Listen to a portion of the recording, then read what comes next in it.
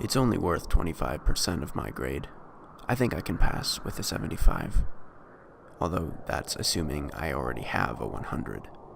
I suppose I better turn something in, even if it is my worst work yet. Bryson Johnson. My worst work yet. A story of shameless, thinly veiled narcissism and careers ending before they begin. Come December of 2017, Bryson Johnson had had enough. Despite each day drawing closer to the end of the semester, he felt no peace, for still looming ahead was his final documentary project for his field production class. As the hours ticked away, he still could not think of a suitable topic about which to make his film. Perhaps, he considered, I won't make anything at all. October 10th, 1996, Bryson was born to parents Mark and Elaine Johnson in the small town of Roanoke Rapids, North Carolina. There he was raised all throughout adolescence.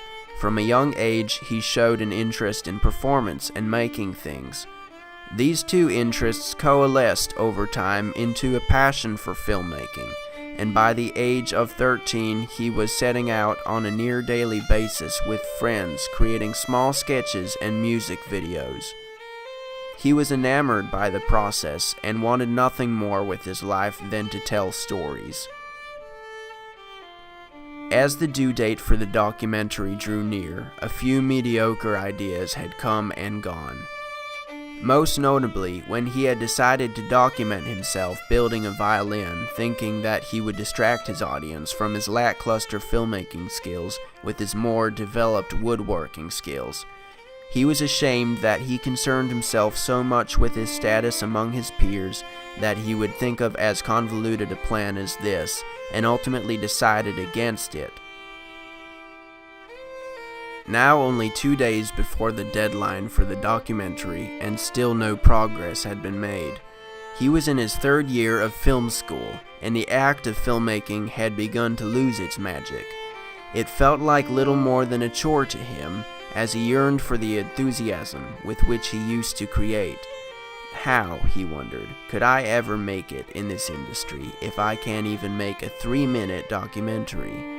He dispassionately settled on an idea only as means to turn something in. He resolved to make a film in the style of Ken Burns, documenting his trouble with making a documentary. This idea, much like that of the violin, would divert the audience's attention away from his bland filmmaking and towards an entertaining meta-concept.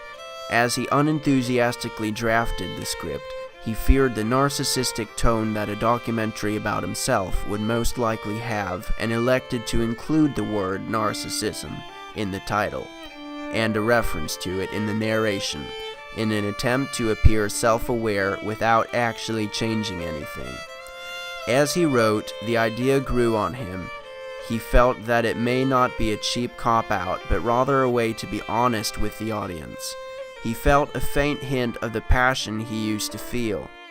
He almost was proud of it, although was wary about saying so in the film itself, for if it proved to be unsatisfactory once completed, he wouldn't be able to take it back. But here's hoping.